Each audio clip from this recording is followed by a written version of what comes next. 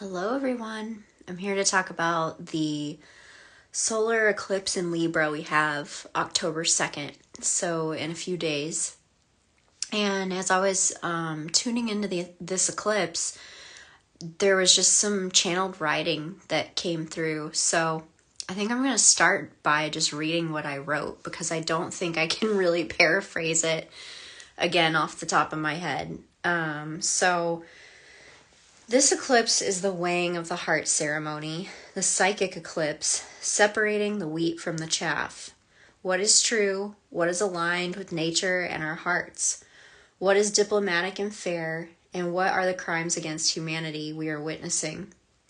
The divide gets wider on the surface, but our hearts honor the true self, the North Node in Aries, and can hold space and compassion for those on the quote-unquote other side, for we know we're all connected.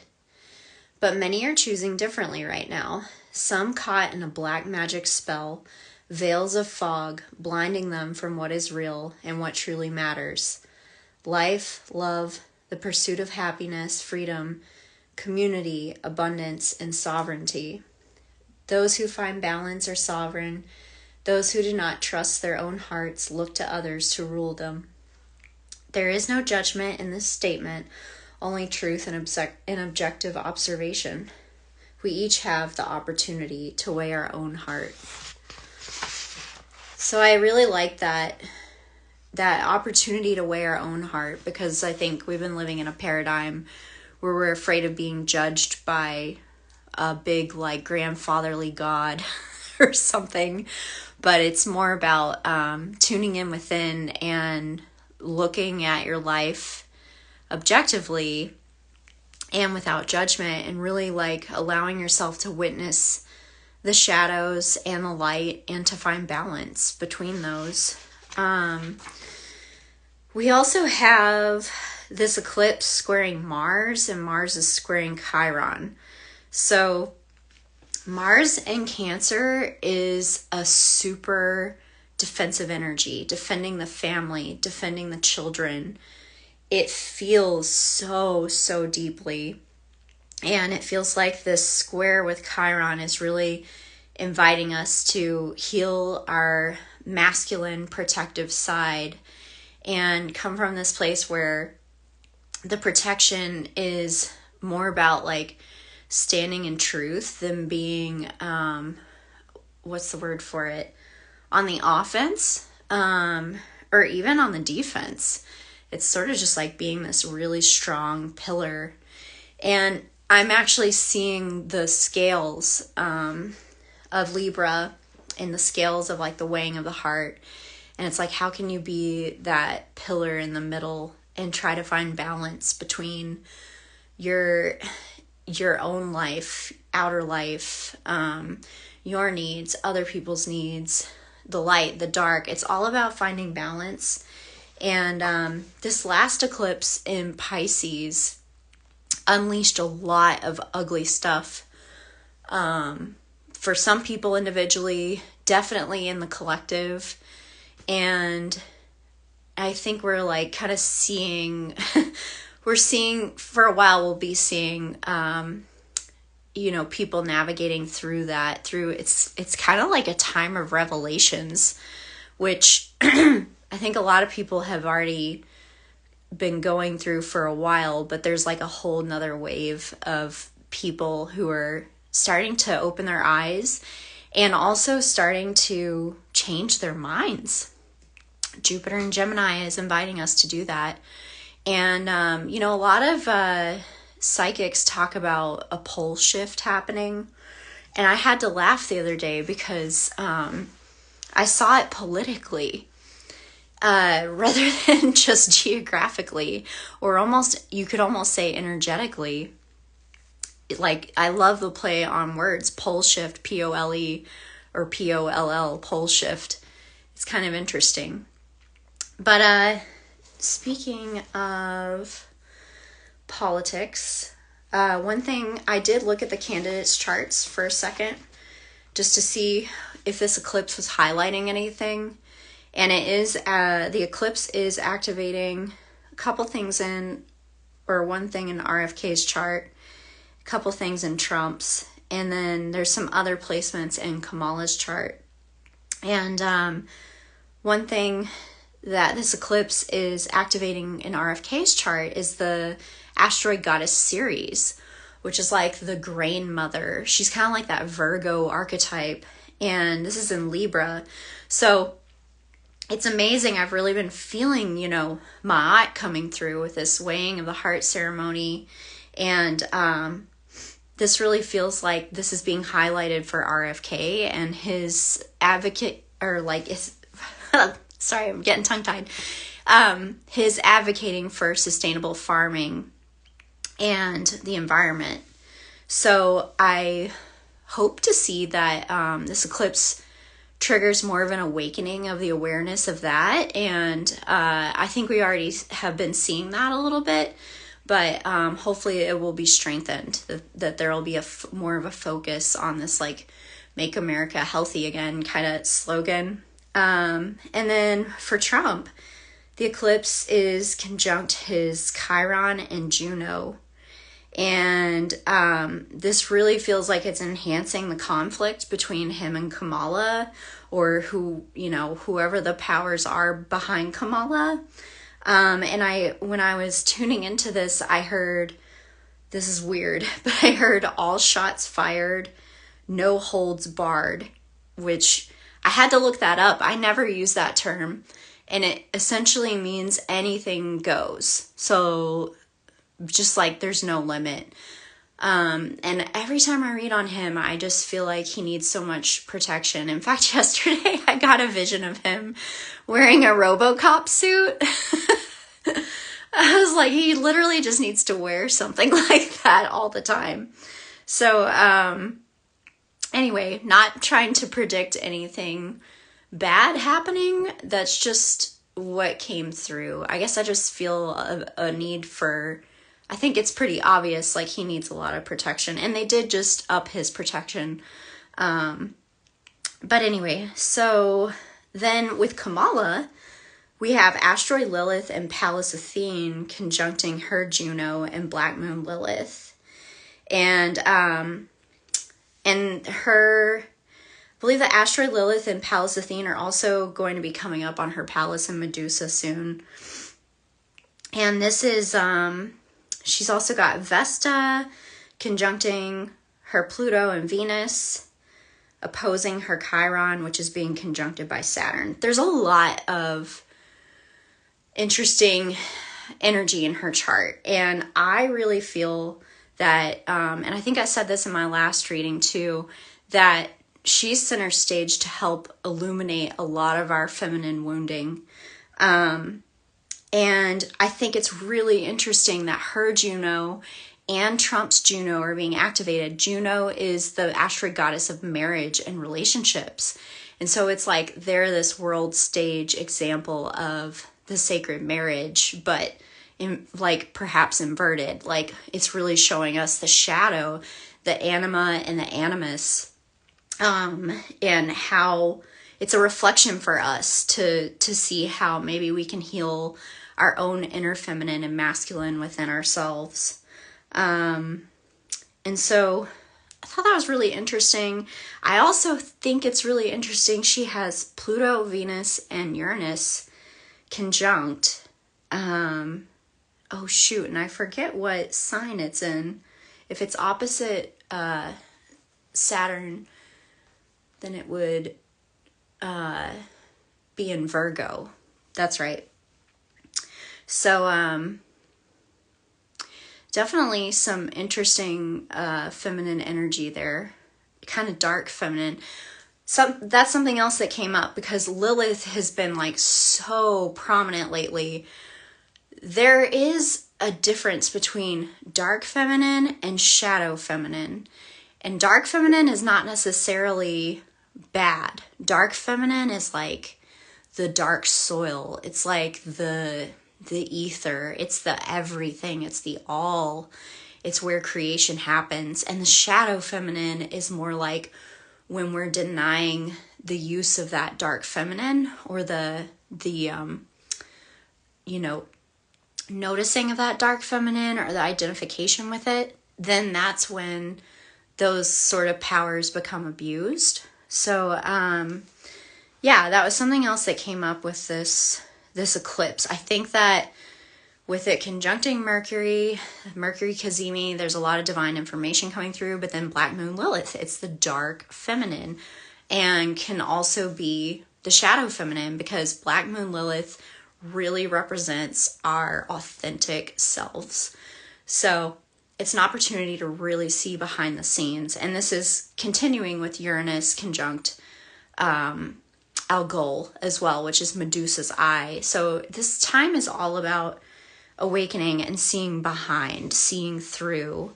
I'm going to pull a card for this eclipse, and then I'm going to talk about the Venus gate that comes up shortly after this as well.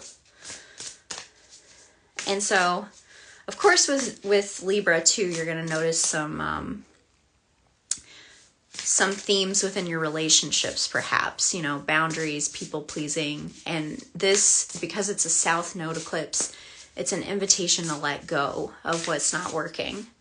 All right, so if we could get a card for this Libra solar eclipse. Justice.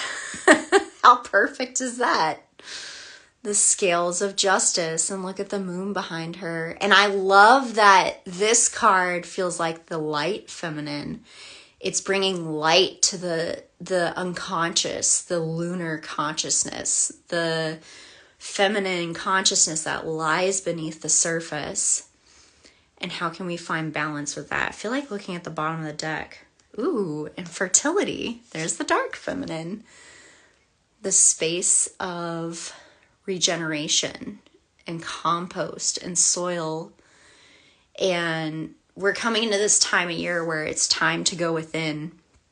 It's time to gestate and slow down and really like enjoy every bit. And then I can't help but notice this card too, forgiveness. So this kind of came through in the message earlier. This is like just letting it flow. Instead of holding these grudges or being super angry about what's happening or what other people are doing, how can we turn within, see where we might be giving our power away or even abusing our power, right? And then let it flow, just like let it go. Let go of any judgment. And forgive those for, you know, who just aren't jiving with you or whatever's going on. And sometimes it requires setting boundaries too, where you're just not going to allow people to interfere in your life anymore in ways that aren't working. So October 5th, we have the Venus gate in Scorpio. And this is the Venus gate of the solar plexus. And it's an evening star phase. So this is when Venus is ascending from the underworld, reclaiming her parts. So this is where she reclaims her power.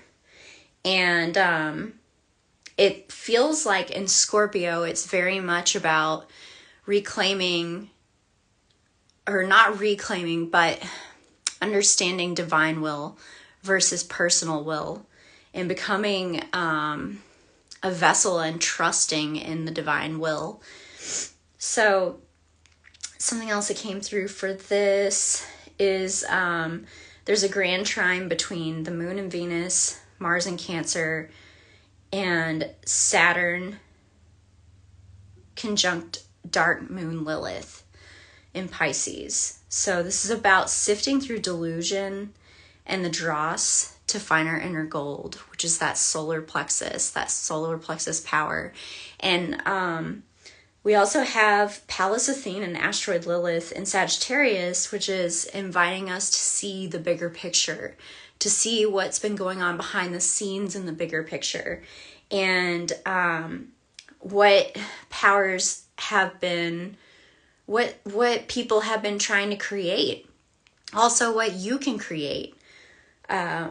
it's like a piercing of the veils of delusion and an opportunity for us to channel even more divine energy to create what we want to see, to continue this so-called pole shift.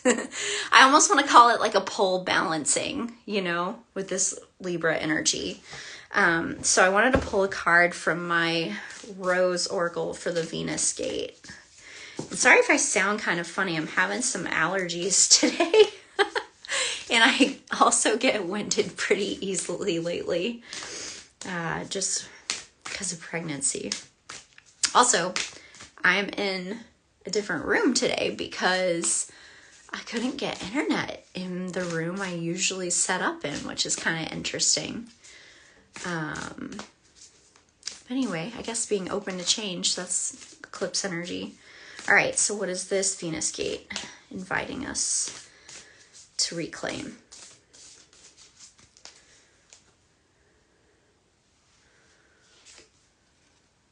The breathing rose, heart healing, emotions, connection, time eases. That's beautiful. This really feels like that invitation to slow down. And I think it's interesting, it connects to the heart. It kind of reminds me of the Cancer energy of Mars and Cancer. The breathing rose. Let's look it up. I don't think I've ever pulled that card. Often healing is a slow, steady process. It's complex, not linear, and it takes as long as it takes. And most of the time, that's much longer than we wish. But like all things in nature, there's a mysterious intelligence to it.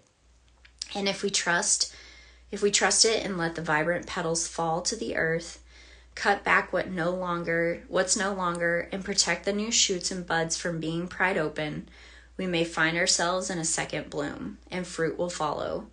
You can't manufacture that. We must trust the great mystery in the process. I love that. That's like what I'm really feeling in the solar plexus, is like really trusting in that greater power. The bud somehow manages to burst through the constraints by opening to all life. All of nature has this intelligence within it. The challenge when we're going through a time of healing, which is another word for growth, transformation, and change, is not to close ourselves off from the world when we most want to separate and shut down. To somehow find the courage to open through the agony, the difficulty, the hurt, and when we feel safe enough to let life soften us, not harden us, to deepen and cradle us. This is a card of deep heart healing. It will often come to us as a symbol of emotional healing that's in the process of happening. The mending's underway. Treat yourself and your healing with compassion, understanding, and gentleness. This is a card of deep encouragement that you're doing it. Time will ease everything soon. How can you treat yourself with gentle compassion and softness? How can you trust the timing of your healing? That's a beautiful card. And so true. And I feel it so much on like a collective level. I also wanted to I want to come back to the eclipse for a second and pull a card from my Atlantis deck. Let's see if there's any messages. Let's see what changes might we see.